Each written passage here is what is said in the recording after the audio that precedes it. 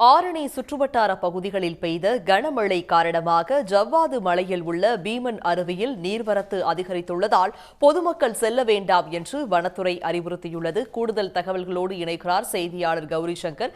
கௌரிசங்கர், ஆரணி பகுதியில் எவ்வளவு மணி நேரமாக மழை பெய்தது? வனத்துறை சார்பாக பொதுமக்களுக்கு என்னென்ன அறிவுறுத்தல்கள் வழங்கப்பட்டுள்ளது? முழு விவரங்கள் என்ன?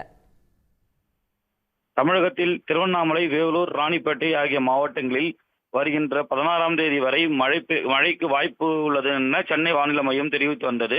சில தினங்களாக திருவண்ணாமலை, போலூர், ஆரணி ஆகிய பகுதிகளில் பகல் நேரங்களில் வெயில் வாட்டி வதித்த நின்றும் இரவு நேரங்களிலும் மாலை நேரங்களிலும் மழை பெய்து வந்தன. இதனால் மாலை நேரங்களில் குளிர்ச்சியான சூழ்நிலை உருவாக்கியுள்ளது. ஜவ்வாது மலை பகுதியில் கடந்த ஒரு வாரமாக கனமழை பெய்ததால் கடந்த 2 நாட்களாக ஜவ்வாது மலை பீமன் அருவியில் வெள்ளப்பெருக்கு அதிகரித்து வந்தது. இதனால் வெள்ளப்பெருக்கு அதிகரித்து வந்ததால் காற்றாட்டு வெள்ளம் போல் வருவதால் அப்பகுதியில் உள்ள அரசு அதிகாரிகள் மற்றும் வனத்துறையினர் பொதுமக்கள் அந்த அருவியின் அருகே செல்ல வேண்டாம் என எச்சரிக்கை விடுத்துள்ளனர். இதனால் ஜவ்வாது மலையில் வெள்ளம் அதிகரித்து வருவதால் இங்கு ஆரணி பகுதியில் உள்ள ஆறுகளில் தண்ணீர் வெள்ளம் வந்து கொண்டிருக்கிறது.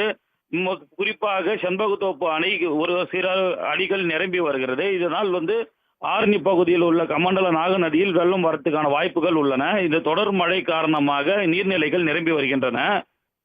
தற்பொழுது வரை மழை பெய்து வண்ணம் உள்ளன. விவரங்களை வழங்கியமைக்கு நன்றி கௌரிசங்கர். உடனுக்குடன் செய்திகளை தெரிந்து கொள்ள சன் நியூஸ் பெல் ஐகானை கிளிக் பண்ணுங்க.